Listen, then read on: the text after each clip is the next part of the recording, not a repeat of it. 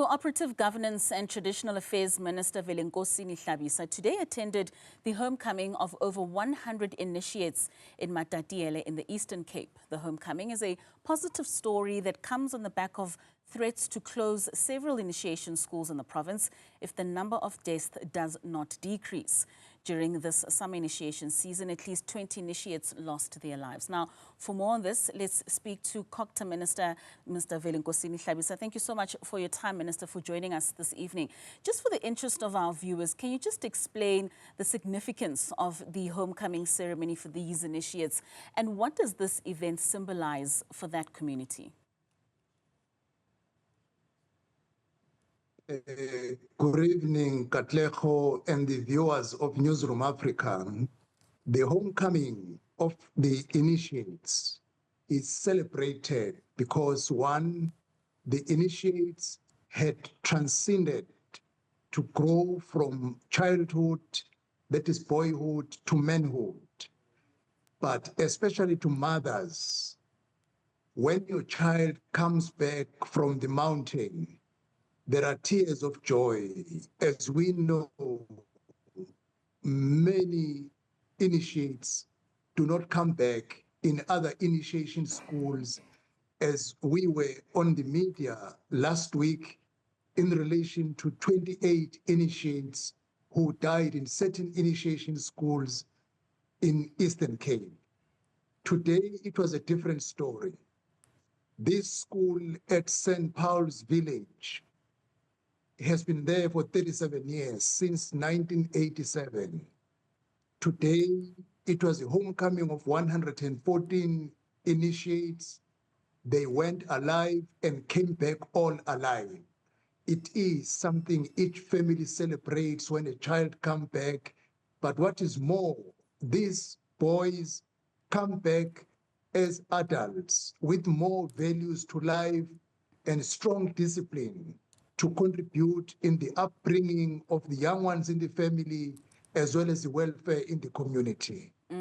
So, Minister, I mean, having been there yourself today and just given the recent rates of the number of deaths at circumcision schools, especially in the Eastern Cape, what do you think are the primary concerns that have been raised by that community to you today? Katlego, let us separate it.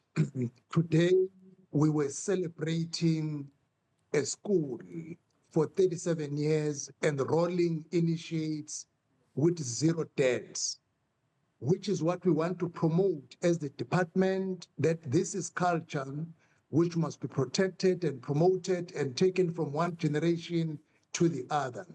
If the initiation school results to no death, we have every reason to support that school.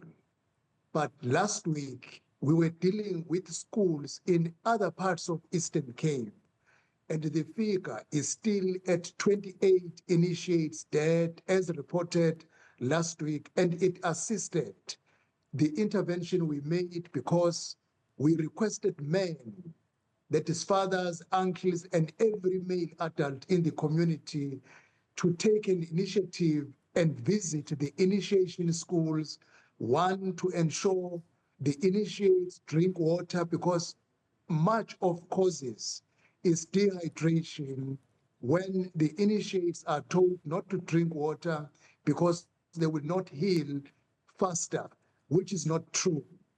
And some of them, those who are on medical, on chronic illnesses, taking medication, they are made a joke when they bring their medication in the initiation school, that you are not a strong man, you survived through this medication, you must be strong on your own. And we said, all initiates who are on chronic medication must take their medication to the initiation school, because once you are on chronic medication, you need to take it, otherwise your life will be at risk. And we said they must visit to check the healing of the wounds, because a number of initiates sometimes end up being amputated because the wound was not given proper attention, get out of control, and when they see that the organ has been damaged, and the next resort is to amputate, As over 6 years, there are 52 amputations in Eastern Cape, which is a matter of concern. But we are going to intervene, Katlego. I'm meeting the kings towards the end of this month, and I will meet all stakeholders to plan for the winter season. We will adopt zero tolerance to illegal schools, and every school that will enroll as a legal school must do screening from February. By May, they must have completed screening to know the health status of every child, and there must be a parental and a child consent that he is enrolling in an initiation school. And we are going to follow the 23 cases where arrest has been made so that consequence management on negligence is done on the 28 deaths. Most certainly. Minister Contralesa has come out and emphasized the fact that government needs to institutionalize traditional initiation schools and also allocate an annual budget. Do you think this will assist in lessening the numbers of deaths? No, the lessening of the number of deaths will only need people who know what they are doing. Just for your information, Katlego, there is a young person who has been inducted to perform this process in the initiation school, in the school where I am from, over 13 years. He is still below 35 years. He has mastered the art. That is why there are no deaths. All you need to prevent deaths, get people who know what they are doing and doing it correctly. In the illegal schools, there are no protocols, there are no screening. Children are told not to drink water. They will be dehydrated, even if you can give them money. If they say they must not drink water, they will not survive because they will be dehydrated and thereafter they get affected and eventually die. I do agree. Financial support from municipalities, the provincial government and national government will enhance the promotion of this culture and tradition so that it can be protected from scrupulous people who want to perform the initiation practice as a financial gain, but care less in terms of ensuring that children arrive alive and go back, all of them alive. Minister, while we still have you on the line, I'd like to maybe just touch on the issue of the community work program. I mean, your ministerial has had their budget cut, and now over 67,000 jobs will be cut, and this is mainly of people who are 55 years and older. There's been a lot of heated debate. I mean, Save South Africa's come out and saying that this will plunge many into instant poverty. Maybe just take us through the thinking around that age in terms of the 55 to 60 who will then be let off these contracts? Katlego, I wish I could have time because this is a very sensitive subject, but I will try to summarize. As you rightly call it, in February last year, 2024, the budget cut across all departments affected Cooperative severely and this program, CWP. A decision was made in April last year that people who are 60 years and above must be relieved from the program. That decision was not implemented because the workers' union pleaded that please do not terminate 60 years and above. Now, the Treasury does not have money that can make this program work again. There is 31,835 who are 60 years and above. At least this number will be able to apply for the old age grant. Yes, the old age grant is not enough, but if you do not relieve the portion out of 255,000, they are not going to be paid in February and March this year because of the budget cut that happened last year. The reason why we eventually identified up to 55 years If the decision was implemented in April last year, it was going to be the 60 years and above only. But now, since the decision was not implemented, more money was paid up to now, and you need more people than those who are 60 years. That is why we identified the 55 years and above, because the logic is these people were not employed permanently. And the intention was to give them skills to go and start businesses on their own to generate income. And they have stayed a little bit longer than people who are 30 years in age. And if you withdraw a 55 year, if a 55 years cannot generate income on his or her own, 5 years down the line, will be in an opportunity to apply for the old age grant.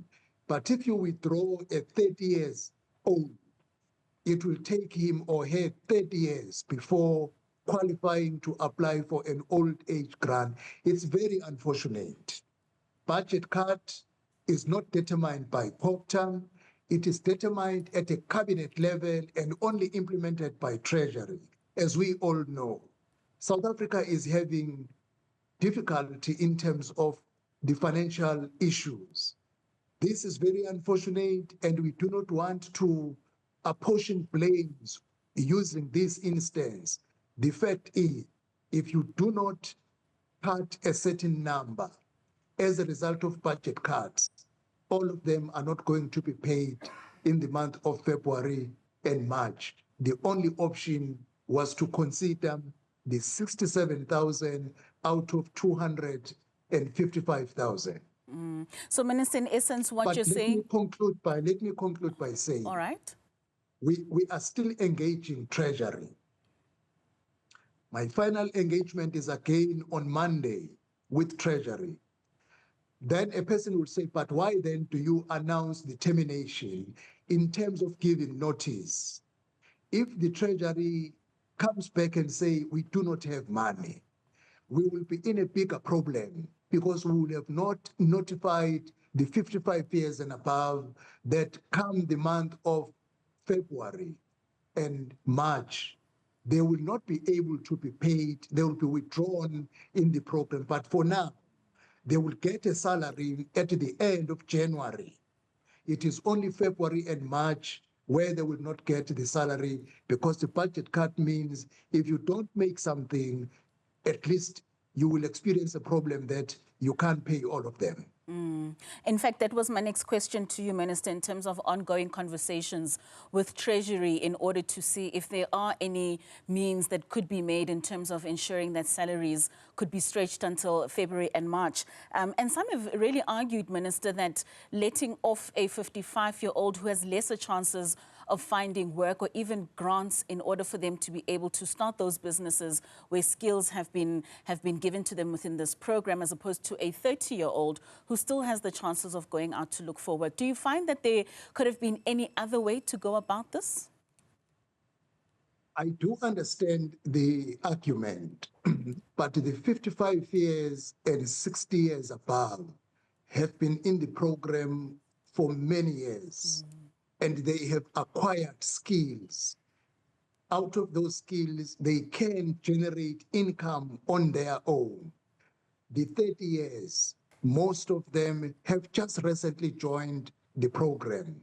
From a comparatively speaking sense, as I said, if you withdraw a 30-year-old who is not likely to get a job, it might take him the next 30 years before he qualifies to apply for the pension grant.